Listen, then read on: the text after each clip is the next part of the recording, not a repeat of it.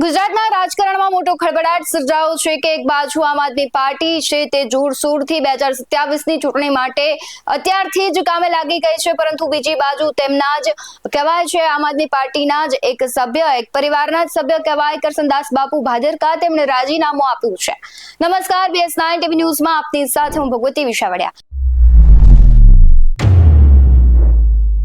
આમ તો આમ આદમી પાર્ટી કહેવાય છે કે હવે ગુજરાતમાં પોતાનું પાયો નાખવા માટે મજબૂતીથી કામ કરી રહી છે, ત્યારે આમ આદમી પાર્ટીના કરસનદાસ બાપુ ભાદરકા છે તેમણે આજે રાજીનામું આપવાની એક પોસ્ટ મૂકી છે। તેમણે છે કારણ દર્શાવતા કહ્યું છે કે તેમની તબિયત છે નાદુરસ્ત રહે છે, એટલા માટે તે રાજીનામું આપે છે, પરંતુ તે હંમેશા તેમની લાગણી અને તેમનું જે કાર્ય છે તે તેમણે કરવું છે તેનાથી ખુશ છે। પરંતુ એક બીજી જ બાજુ જોવા જઈએ તો ચૈતર વસાવા જેલમાં છે અને આમ આદમી પાર્ટીને બીજો ઝટકો મળ્યો છે કે હવે જે કહેવાય છે કે કરસનદાસ બાપુ છે તેમણે પણ રાજીનામું આપ્યું। શું કહી રહ્યા છે કરસનદાસ બાપુ, તેના પર નજર કરીએ।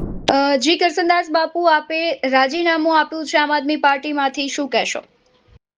જી, એટલે જે મારે 1.5 વર્ષ પહેલા મેં બાયપાસ સર્જરી કરાવેલી છે, એટલે મને એવું લાગે છે કે મારે જે દોડા દોડી આ તે બધું છે થોડું ઓછું કરીને થોડા રેસ્ટની જરૂર છે, અને એટલા માટે મારો સ્વભાવ છે કે જે હોદ્દો લઈને હોય તો એ હોદ્દાને કોઈ પણ હોદ્દો ટૂંકમાં હોદ્દા થકી આપણે ના ચાલવા જોઈએ, આપણે હોદ્દાને ચલાવવો જોઈએ। એટલે જે કરીએ એ તાકાતથી કરીએ, એ આખા ગુજરાતને તમને ખબર છે।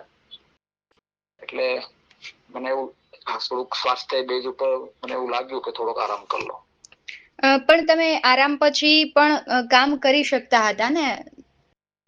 ના, એમાં એટલે એ રીતે કામ કરી શકીએ બરાબર છે, પણ મારો સ્વભાવ એવો છે કે જે કઈ કરીએ જ્યાં કરીએ એ તાકાતથી કરવાનું, ઇફેક્ટિવ કરવાનું, અને એ રીતે આખું તાલમેલ બરાબર સધાતો નહોતો। અને મારી પાસે માનો કે મંત્રીઓ, પ્રવક્તાઓ, માણાવદર વિધાનસભાનો ઇન્ચાર્જ હો, તો એ બધું જે કરવું તો તાકાતથી કરવું, એ મને એવું લાગ્યું કે એ કરવામાં ક્યાંક ને ક્યાંક સ્વાસ્થ્ય બેઝ પર નુકસાન થઈ શકે। મારા નજીકના શુભેચ્છક ભાઈઓ મેડિકલ વાળાએ પણ કહ્યું કે બાયપાસ પછી થોડીક કાળજી રાખો તો વધુ સારું છે।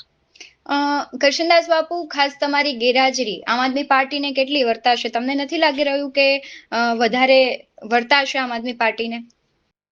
જી, એ પાર્ટીને તો મેં શુભેચ્છા પણ મારા રાજીનામામાં પણ પાઠવી છે। પાર્ટીની ચિંતા મને પણ છે, પણ આપણી ગુજરાતીમાં કહેવત છે મોરલો હોય તો પીછડા આવે, એમ મારે ખુદનું અસ્તિત્વ ટકાવવા માટે મારે પેલા શરીર તો સાચવવું પડે ને બેન। બાકી પાર્ટીને મારી શુભેચ્છા પાર્ટીની સાથે છે। ભવિષ્યમાં કોઈ પાર્ટી સાથે જોડાશો કે પછી સાવ આરામ જ કરવાના છો? ભવિષ્ય કાલ કોને જોઈ છે બેન। આવા જ વધુ અહેવાલો સાથે ફરી મળતા રહીશું। તમે અમારી YouTube ચેનલને સબસ્ક્રાઇબ કરવાનું, અમને Facebook અને Instagram પર ફોલો કરવાનું ભૂલશો નહીં। બાકી અવનવી અપડેટ્સ મેળવવા માટે જોતા રહો BS9 TV ન્યૂઝ। નમસ્કાર।